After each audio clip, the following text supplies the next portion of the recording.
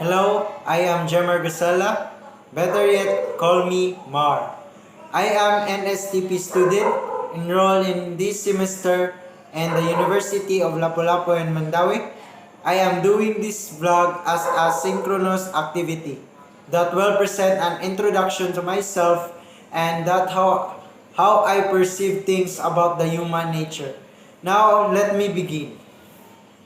My top 3 strengths that I could humbly present are I am a hardworking, confident to myself, and asking my parents because my parents always with me and they are my strength. Next, with this, I also admittedly become aware some of the areas that may be improved in me as I am a work in progress such as I have trouble saying no, like someone asking to me, then I could I could say no. And the second, I sometimes lack confidence because I'll feel like lack of confidence if I am in front of many people. And the last, I can have trouble asking for help because I am independent and enjoy working quickly. It has been difficult for me to ask for help when I need it.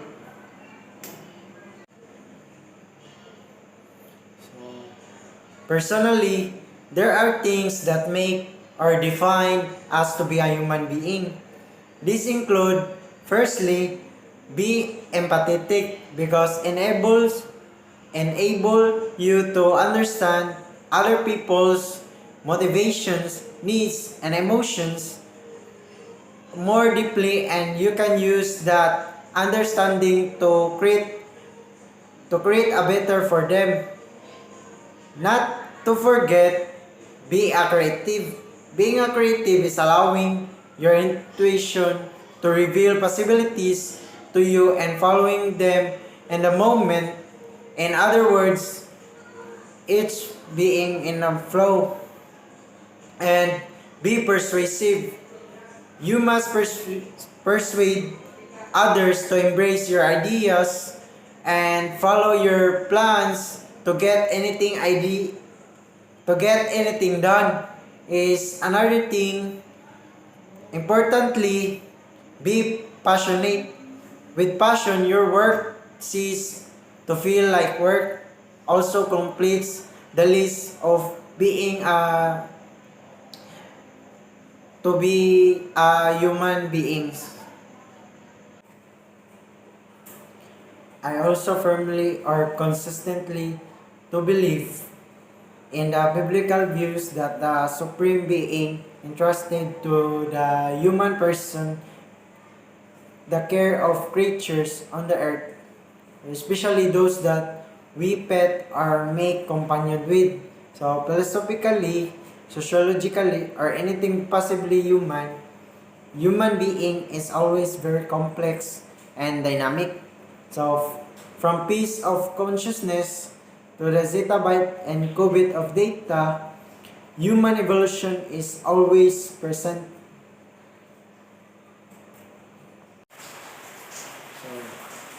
So this I think that Maslow hierarchy of needs is very true and correct that we people has so-called human needs often depicted hierarchy levels within a pyramid.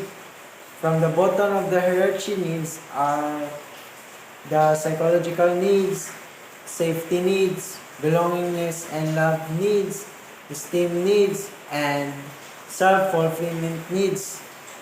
Years of existence, I undergo or experience those levels of needs.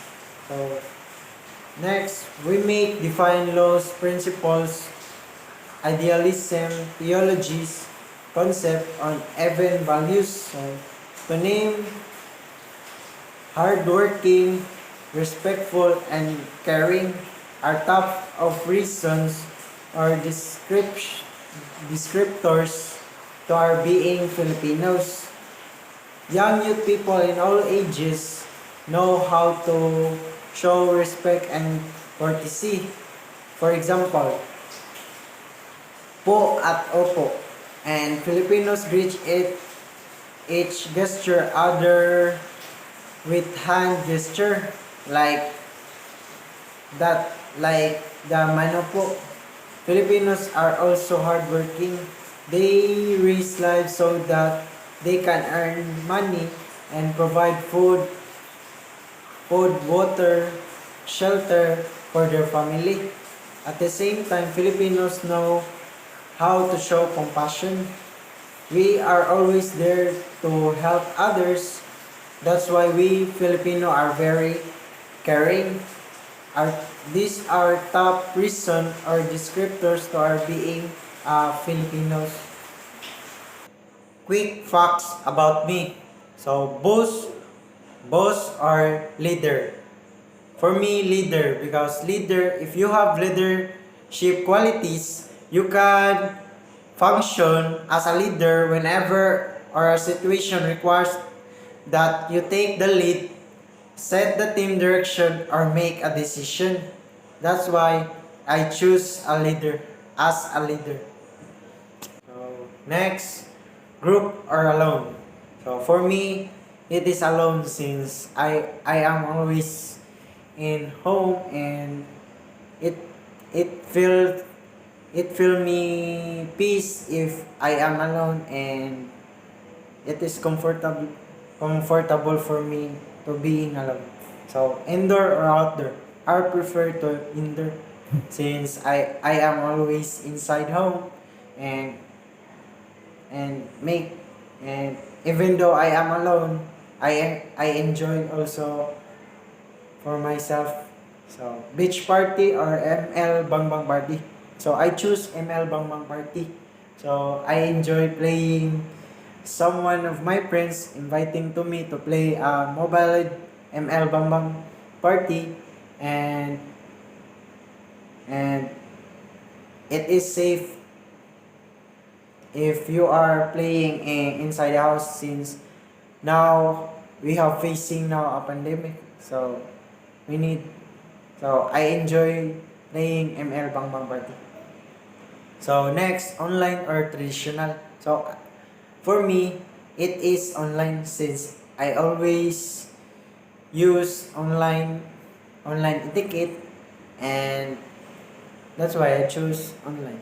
So talk or listen. So for me, it is listen. So I prefer choose to listen because I enjoying listening someone's story or someone's who want to share their side or a problem. So I prefer to choose to listen, and it makes me give a motivate and how to be. It makes me strong. Someone told me and told their experience.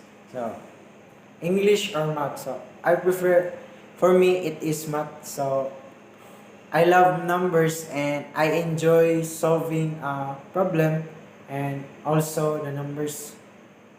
Morning person or nocturnal. So for me it is morning person since I always wake up early in the morning. So me or others. So I choose me.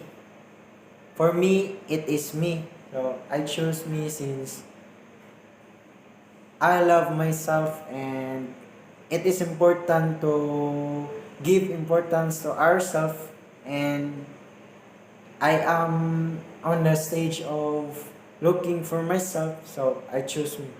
So TikTok or YouTube. So I choose, for me it is TikTok. So since I am inside in the house, and sometimes I use TikTok than to YouTube because TikTok there is more kanang funny videos, and sometimes I choose TikTok. So that's end my thing. This has been Mar. So and let me give this takeaway that believe in yourself and love yourself, and don't don't stop chasing your dreams, because someday your dreams will come true if you will not give up. And that's all. Thank you.